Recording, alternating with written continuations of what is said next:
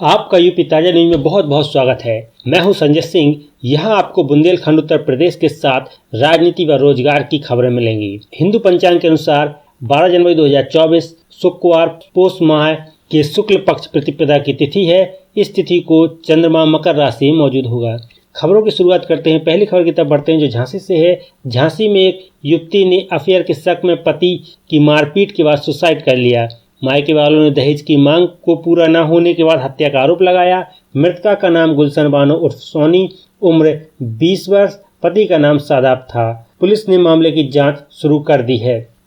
अगली खबर की तरफ बढ़ते हैं जो स्वच्छता को लेकर है। इंदौर, नवी मुंबई और सूरत ने स्वच्छता में अव्वल स्थान प्राप्त किया। इस मौके पर नगर निगम की टीम राष्ट्रपति के हाथों पुरस्कार लेने के लिए दिल्ली पहुंची।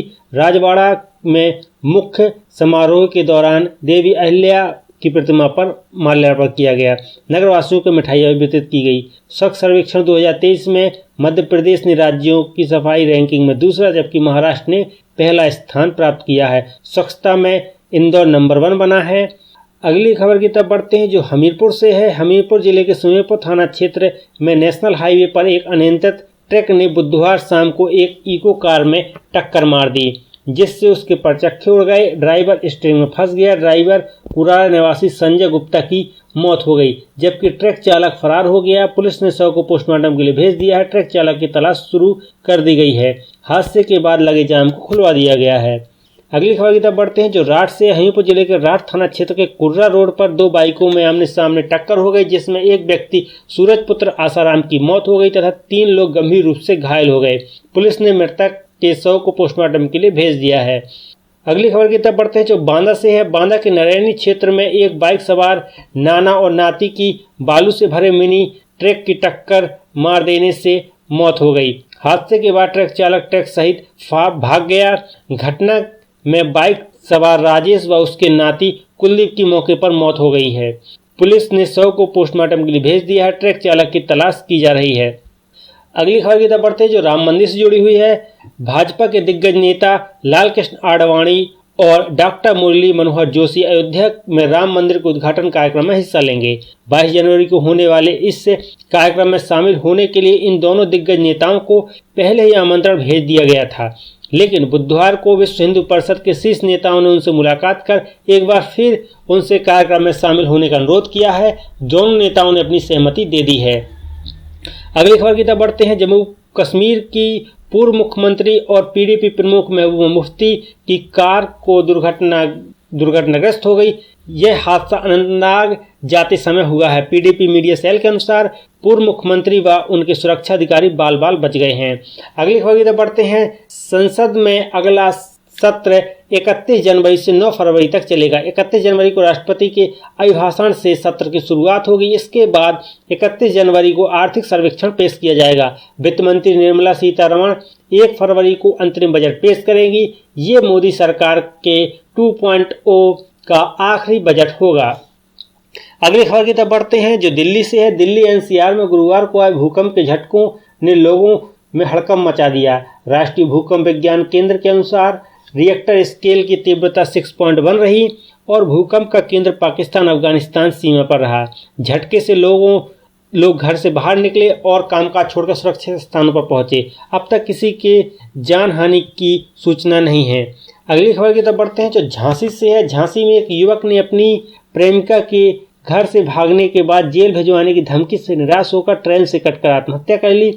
मृतक का नाम राकेश राजपूत है। अलीगढ़ के मेहरावल गांव का रहने वाला है। दोनों प्रेमी प्रेमिका अलीगढ़ के ही रहने वाले हैं। प्रेमिका के घर वालों ने युवक को जेल भेजने की धमकी दी थी। घटना के बाद से पुलिस मामले की जांच में जुट गई है।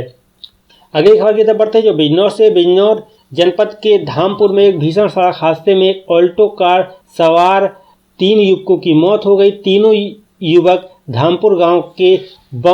धामपुर क्षेत्र के बमनौली गांव के रहने वाले थे। घटना के बाद मृतकों के परिवार में कोहराम मचा हुआ है। गांव में मातम पसर गया है। मृतकों के परिजनों ने पुलिस को इस मामले की जांच के लिए तहरीर दे दी है। तीनों दोस्त चंद्रदीप चौहान, मिथुन सैनी, उज्जवल शर्मा वापसी में अपनी कार से मुरादाबाद जा रहे थे, लेकिन रानीबाग पुलिस चौकी के निकट उनकी कार अनियंत्रित होकर गन्ने के ट्रैक्टर ट्राली में घुस गई। इस हादसे में चालक ट्रैक्टर ट्राली सहित फरार हो गया। अगली खबर की तरफ बढ़ते हैं। पंकज त्रिपाठी इलेक्शन कमीशन के नेशनल आइकन पद से इस्तीफा दे दिया है। बॉलीवुड स्टार पंकज त्रिपाठी ने लोकसभा चुनाव 2024 से पहले इलेक्शन कमीशन ऑफ इंडिया के नेशनल आइकन पद से स्वेच्छा से इस्तीफा दे दिया है। अभिनेता ने नवंबर 2022 में ये पद लिया था। नेशनल आइकन के रूप में इनको नियुक्त किया गया था। इस कदम के पीछे उनकी आगामी फिल्म मैं अटल हूं में राजनीतिक नेता का किरदार होने का कारण बताया जा रहा है। पंकज ने इस फिल्म के लिए इलेक्शन कमीशन ऑफ इंडिया के नेशनल आइकन पद से पीछे हटने का निर्णय लिया है।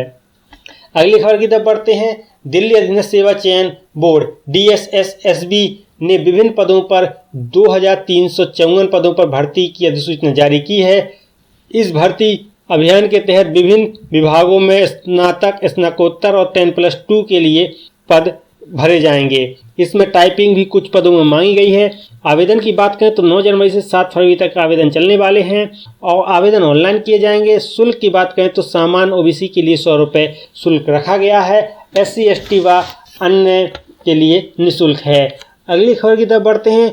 उत्तर प्रदेश सरकार द्वारा चलाई जा रही श्रमिक विद्या योजना के तहत गरीब बच्चों को हर महीने 1200 रुपये मिलेंगे।